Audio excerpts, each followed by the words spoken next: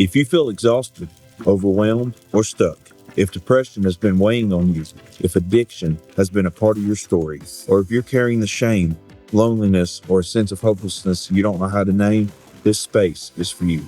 Recovery is not about perfection. It is about honesty. It's about connection. And most of all, it's about transformation. One conversation, one truth, one step at a time.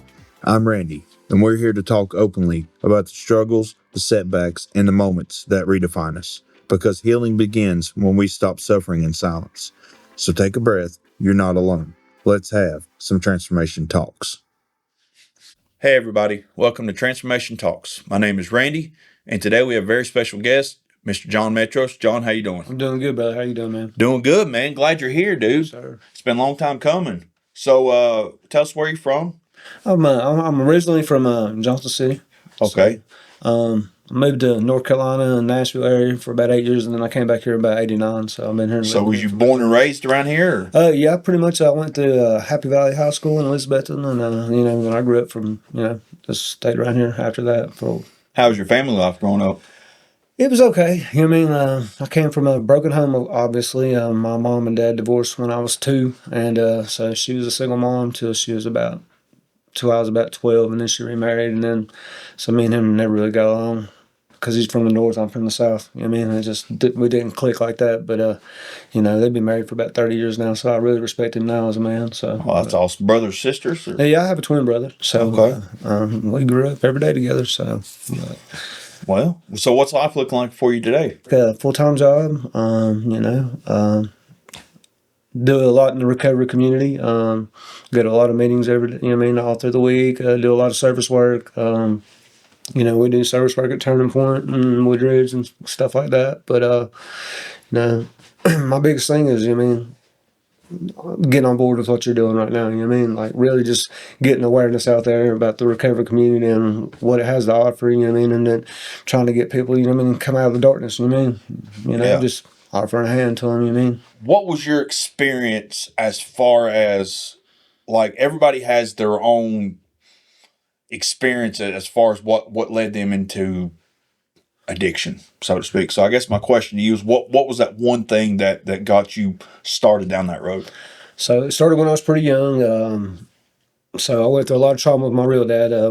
He came back into my life when I was about 7 years old, and we were supposed to go spend the summer with him, and he kidnapped me and my brother and took us to Canada pretty much. And a lot of stuff happened behind closed doors that I don't care to mention at this point, but it was a lot of traumatic stuff. And, long story short, the worst beating I took was took me down to the basement, stripped me down butt naked, tied me to a pole and told me he was going to kill me. And then he just beat me till the belt broke. And then, so stuff like that. So it caused a lot of confusion. This is somebody that's supposed to be taken care of, and that just, literally put me through all kinds of crazy stuff during the 7 months we were around him. And so, I came back, didn't know what the crap was going on. So, very hyperactive as a kid, very, like bouncing around, and I had ADHD. Back then it was called ADD, So they put me on prescription medicine when I was 9 years old. And it was called Ritalin back then. And that was the pill mill back then. So, you put me on speed as a 9-year-old kid, and what do you think I was addicted to when I grew up? Speed, So that's where it started. And then, I came into high school, and I started abusing those pills really and stay up all night and stuff. And then of course, I started smoking weed to fit in with the crowd because I was always the black sheep and stuff. So, like that was the crowd I ended up fitting in with. And so my addiction rose from there. So you're saying that kind of like in high school is kind of like where it first began? Yeah, well, that's where it got to where I had access to other drugs other than my prescription medicine. So that's where I started meeting people, and that's what kind of where it led from was weed, and it progressed pretty quick after that, Overall, like how long was your run with addiction? It was over 30 years. Over 30 years. Yes, sir. Was there ever a point in your time to where you maybe had like a moment of clarity to where you're just like, I can't keep doing this, enough's enough? Like, do you remember the first time you tried recovery and what that might have looked like for you? Absolutely. So I'm glad you asked. So, full disclosure, I've been through 23 different programs, most of them faith-based, some of them 12-step. went through 13 and a half years of TDOC time, being sentenced. And when I wasn't in prison, I was in jail doing a life on installment plan. So I was either in jail or in treatment my entire adult life, pretty much. And so there wasn't really one moment of clarity. There was thousands. But then they finally just started to piece together here recently. You know what I mean? And they all started to make sense. And then I just had this real clear moment of, maybe reality isn't what I thought it was. You know what I mean? Does that make sense? And so what God was sharing with me here lately was you're going to have to fix the inside to fix the outside. As within, so without. And so my life was playing out like a movie of everything that was going on the inside was projected on the outside. You know what I mean? I don't know if that makes sense, but so the way I chose my jobs, the way I chose my friends, the way I chose my environment had everything to do with how I felt about myself. And so, until that changed, my outside was never going to change. You know what I mean? The world tells you that you have to have all these external things to feel better about yourself. Yeah. But God was saying that's not how it works. That's not reality. Reality is you have to fix on what's going on the inside to fix your outside. And so, as within, so without. So the better you feel about yourself, the better choices you're going to make, and you'll raise your frequency and vibration that you broadcast out, and then you'll start raising your, and like so you raise your frequency, you raise your vibration. That's what you start attracting. Yeah. You start attracting better for yourself. You'll start stepping into a different reality for yourself because that's the way it works. And so I had it confused for a long time. So how long you been sober now? It's funny. I've only been clean for 4 months. I relapsed after about 2.5 years for a couple weeks, and then I went back to treatment, and then so here I am back. Having to do a reset on my clean date. But as far as being sober, man, I've been clean for the most part since 2009. You know what I mean? I've had some slips and falls since then, but every time I learned something from them. Every time. This time around, 4 months, which is nothing to sneeze at. Right. Congratulations on that, man. But so at 4 months, after having 2 years, what this time was maybe a moment to where you're just like, I got to get back into this recovery thing because I can't keep doing what I'm doing. Yeah, well, this time the big difference is I finally was able to let my pride and ego go this time. When I woke up to this new reality, I stopped searching for validation. I stopped needing the stamp of approval by the world standards, whatever. You know what I mean? And I just honestly went into the last 4 months have been, isolation or pretty much solitude. And I finally woke up to this reality, I will protect my peace at all costs. And I started loving myself. I learned how to love myself for the first time. You know what I mean? And started putting myself as a priority for the first time. And finally started taking suggestions, you know what I mean? Doing the meditation, doing the breathing exercises, furthering my education as far as reading a lot of different books and stuff. And so that's what I've been doing for the last 4 months is pretty much when I wasn't working, I'm spending time with God and then, solitude and meditation and, really opening my mind up to a lot of different things on how to recover in this life and to feel better about myself. I know for myself, I suffered in silence for a very long time. Yeah. You know what I mean? But it was, like you said, pride, ego. That was the thing that kept me from asking for help or even admitting that I even had a problem with anything, whether it be addiction or whatever it was. If you were able to speak to someone right now that may be listening, that may be wondering, that may be on the edge of whatever it is they're struggling with, whether it's the drink, the drug, whatever it is, what would be something that you would tell someone that can maybe help them, flip the script, so to speak, and put it down? Or I'm glad you asked. So, the biggest thing that's been impressed on me, my addiction was birthed out of fear. And so, the biggest thing that I've learned over the past 30 years, I've been trying to really get clean since 2009, is, a perfect love casts out all fear. And that perfect love was my connection with my higher power. And then, that's what we do in the 12-step programs as well. We love on people until they can love themselves, learn how to love themselves. So the biggest way to step out of fear is through love. And then through that love, faith is born, right? And then you can step out on faith because now you have something to believe in. Does that make sense? It's like love gave me for myself, kind of, renewed my hope in humanity and my hope for my fellow man, and hope that this place is not as bad as I used to think it was, and like gave me a real reason to start living again. So, just to step out of self, step out of self and, keep an open mind, get real honest with yourself and be willing to take some suggestions, because the biggest thing that I would try to encourage somebody to do.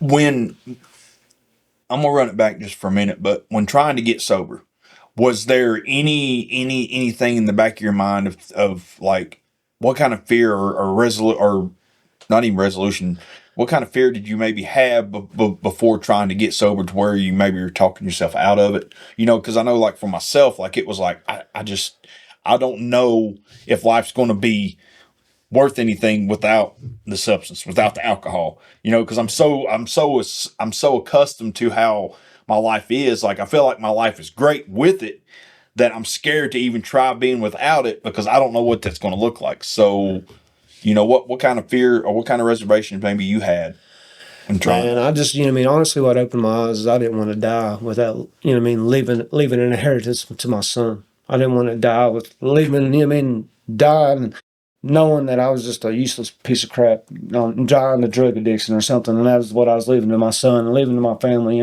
Like I really did not. That's not the impact that I wanted to leave on this life.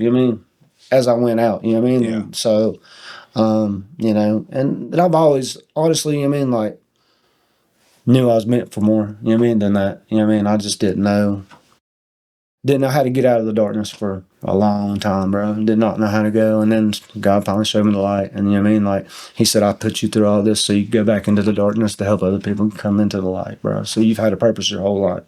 And this is what you had to go through to get to it. So everything had a purpose.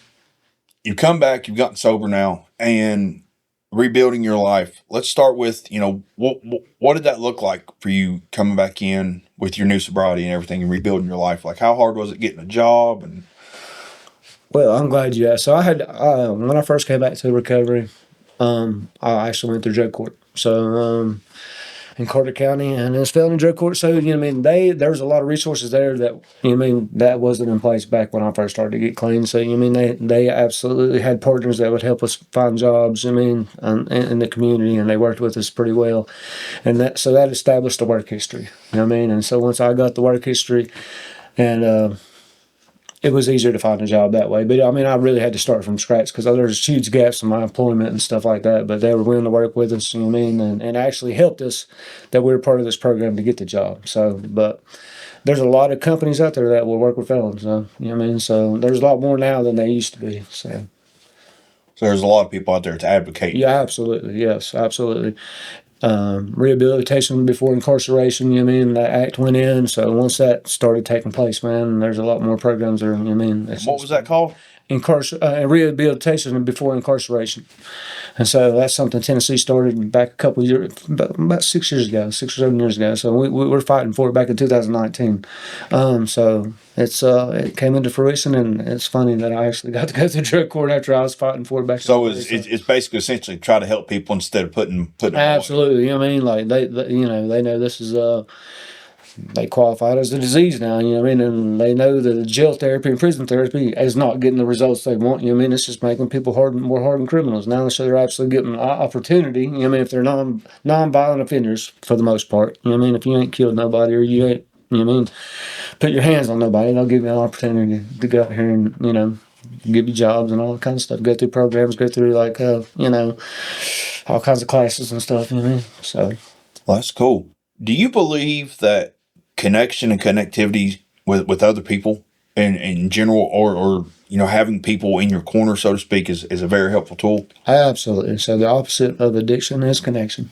So, that's the biggest thing. Like, just one way to step out of yourself. Like, this is a very, very self-centered disease. So once you can get out of self, and I think where I stopped is where God began. And when I figured I got to the very end of myself and tried every other route. Before I fully surrendered that I have a problem, that I'm powerless over this addiction. Then, once I was able to get to that point, that's when things really started to unfold and started changing for the better. What did surrender actually look like for you? So it came in stages. I feel like, but it had to be a full surrender. But I mean, there was a perfect peace that came in. But I mean, I just had to surrender to the fact that I had a disease. I was powerless against the first one. And like, I just didn't, you know what I mean? I thought I was like the smartest person in the room. Come to find out, I really didn't know crap about nothing. You know what I mean? So I had to start, you know what I mean? Just surrender to the fact that, you know what I mean? Like, I really had to start taking suggestions and really like put myself as in the role of an infant, because that's really what I was. I was learning how to talk again. I was learning how to walk again. I was learning how to, you know what I mean, be a whole different person. You know what I mean? So Sick and tired of being sick and tired, basically. very absolutely. So sick and tired. Being sick and tired is a good way to put it. You know? What is one habit? Well, I know there's going to be multiple, Yeah. but like maybe one particular habit that you had to unlearn to stay sober. Wow, there's so many. You know, just so I had this routine when I was, you know what I mean, getting high every day, you know what I mean? And so, you know what I mean, I changed the habit of when I first get up, instead of trying to look for a cigarette or look for my pill or look for whatever it is, you know what I mean, I'll pray. You know what I mean? Like, I get up and I pray, and you know what I mean? Instead of, and today it don't even look like, you know what I mean, I've been able to quit smoking and nicotine altogether now. But I don't even get up and go grab a cup of coffee first thing. You know, I pray and meditate before I even get out of bed, before my feet hit the floor. And so, you know, that's a big habit that I had to change. You know, so what does accountability look like in your life now today? Wow, you know, I mean, I used to get real defensive when people would tell me, you know, I was doing wrong. But today, I really just, you know, I mean, I appreciate it. You know, I mean, I listen. You know, I mean, I listen twice as much as I speak nowadays, and I really try to, you know, I talk to my sponsor on a daily. You know, what I mean, and he'll let me know. You know, I mean, if I'm out of bounds, and like, I really appreciate that nowadays. Instead of being defensive and trying to make excuses, I just listen. And like, it might take a day or two to resonate, but you know what I mean. I really think about it and like, okay, maybe he's right. I mean, maybe that's what's going on. And how did John rebuild trust with himself? Just being consistent, just showing up for myself every single day. And just showing up for myself every day and doing the hard things, getting to the things without making excuses, without, you know what I mean, getting way off kilter. Just keep showing up on a consistent basis for myself and learning how to be a responsible adult again. And, you know what I mean, being a dad again, being a son again, being a brother again. And, you know what I mean, I live in the recovery community, so we hold each other pretty accountable every day. What's one part of yourself, or what is part of yourself that you rediscovered in sobriety? Really sold myself short a lot of times. You know what I mean? Like, I didn't even know the things that I was capable of. You know what I mean? Like, the best parts of me were laid underneath layers of pain and layers of stuff. You know what I mean? So, like, I'm really a lot smarter than I give myself credit for. You know what I mean? Like, I'm able, you know what I mean? Like, I've always went with the labels of ADHD and obsessive and compulsive thinking. Really, though, you know what ADHD to me is? It's pattern recognition. You know what obsessive thinking is? I'm a good problem solver. You know what I mean? So, like, these labels that are been placed on me my whole life, I'm understanding that those were to keep me small, to keep me shrunk, to keep me thinking that I needed to stay stuck in survival mode. So today, you know what I mean, like, I'm in that fully living mode and discovering stuff about myself and my consciousness, my awareness, and all this stuff that I've never known before. And it's really exciting, bro. What does emotional sobriety look like for John today? Oh, wow. Emotional intelligence is learning how to, for me today is, like I was telling you earlier, like, I'm not the performer in my mind anymore. I'm not on stage thinking I have to do all these things to get validation and to get, you know what I mean, the stamp of approval by the world. So today I just get to observe my emotions. And like, when they come through, I don't have to embody them. I don't have to embrace them. I just get to observe them and then let them pass through and then take whatever information that my heart is sending to my mind, because that's what emotions are, and just seeing it as information instead of like, I have to act on them. I have to do this and I have to do that. And so I get to pick and choose how I respond to things instead of react to things. And man, it's helping me tremendously, bro. And and it's learning how to regulate my nervous system. You know what I mean? Like, I'm not always stressed out all the time. I don't have this anxiety anymore. I'm really calm, cool, and collected nowadays. You know what I mean? And I don't let a whole lot of things affect me, especially, you know, petty stuff that used to really get to me. You know what I mean? What did that look like for you, maybe when you were younger, compared to like what faith and looks like for you now? Okay, so when I was younger, I was made to go to church. You know what I mean? Like, I was forced to go to church till I was about 16, and then I was given the option. You know what I mean? Once I started working, once I had my own car and stuff, and then I was given the option. So I had a lot of church hurt back then. So, you know, I felt very judged by the church and the people that was there. But today, man, I mean, that's just, man, I love going to church. I love being a part of something way bigger than myself. You know what I mean? Like I love the connection that we get as a whole, as a church. And man, and it's God. God did. I give all the glory and praise to God. You know what I mean? Like every bit of it. Everything. He saved me through so many things I should have never made it through. You know what I mean? And here we are today. You know what I mean? So that's how I start my day. That's how I end my day. And I talk to him all the way up throughout the day. You know what I mean? I only go to church once a week or whatever, but, you know, we are the church. You know what I mean? The church is just a building. You know what I mean? So we're here to, you know what I mean, carry the message as much as possible. You know what I mean? Whenever given the opportunity. So, We're going to do a little thing called Finish the Sentence. okay. Recovery gave me.